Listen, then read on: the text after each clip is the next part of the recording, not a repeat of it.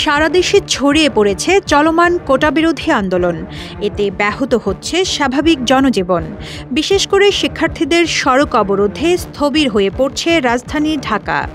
পাশাপাশি সর্বজনীন পেনশনের প্রত্যয় স্কিম নিয়ে আন্দোলন করছেন বিভিন্ন বিশ্ববিদ্যালয়ের শিক্ষকরা। এই অবস্থায় বৈঠকে বসেন সরকারের ৫ মন্ত্রী প্রতিমন্ত্রী। সোমবার দুপুরে রাজধানীর ধানমন্ডিতে আওয়ামী লীগ সভাপতির রাজনৈতিক কার্যালয়ে রুদ্ধদ্বার বৈঠক অনুষ্ঠিত হয়।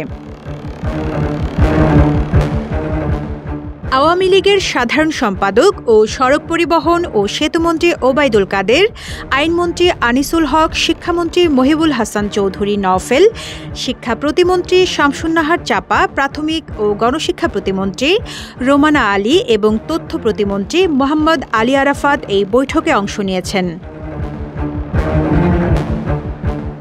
এর আগে দুপুর 12:30টার দিকে সংবাদ সম্মেলন করেন ওবায়দুল কাদের।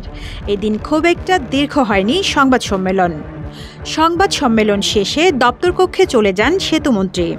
সেখানে আগে থেকে উপস্থিত ছিলেন সরকারের শিক্ষামন্ত্রী মহিবুল হাসান চৌধুরী নওফেল ও তথ্য প্রতিমন্ত্রী মোহাম্মদ আলী আরাফাত। কেউ না বুঝলেও আমরা আপনার প্রয়োজন বুঝি, আর তাই তো অত্যাধুনিক ফিচার সম্বলিত বিভিন্ন সাইজ আর কালারের 250-টিরও বেশি ডিজাইন অপশন নিয়ে ওয়ালটন স্মার্ট ফ্রিজ বোঝে আপনার প্রয়োজন। দুপুর 1:15টার দিকে দপ্তর কক্ষে প্রবেশাধিকার বন্ধ করে সেতুমন্ত্রী ওবায়দুল কাদের 2 মন্ত্রীকে নিয়ে বৈঠকে বসেন। বেলা 1:30টার দিকে আরও বাকি মন্ত্রী ও প্রতিমন্ত্রীরা এসে যোগ দেন। বৈঠকে দলের দপ্তর সম্পাদক বিপ্লব বড়ুয়া উপস্থিত ছিলেন। দলীয় সূত্রে জানা গেছে, হঠাৎ করেই বৈঠকটির আয়োজন করে আওয়ামী লীগ। বৈঠকে শিক্ষার্থীদের কোটা আন্দোলন গভীরভাবে পর্যবেক্ষণ, আইনগত দিক ও করণীয় সম্পর্কে আলোচনা হতে পারে। এছাড়া পেনশন নিয়ে শিক্ষকদের আন্দোলনও বৈঠকের আলোচ্য বিষয়। বৈঠক শেষে সাংবাদিকদের প্রশ্নের মুখোমুখি হন বৈঠকে অংশ নেওয়া শিক্ষামন্ত্রী ও তথ্য প্রতিমন্ত্রী। তবে তারাও স্পষ্ট কিছু বলতে রাজি হননি।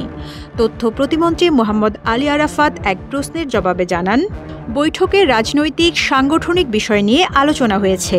কোটা নিয়ে আলোচনা হয়েছে কিনা জানতে চাইলে তিনি বলেন, বিভিন্ন বিষয় নিয়ে আলোচনা হয়েছে। শিক্ষামন্ত্রী মহিবুল হাসান চৌধুরী নওফেল সাংবাদিকদের প্রশ্নের জবাবে বলেন, আদালতে বিষয়টি বিচারাধীন আছে। আদালত যেভাবে সিদ্ধান্ত দেবে সেভাবেই হবে। অপেক্ষা করতে হবে, সরকার আপিলও করেছে।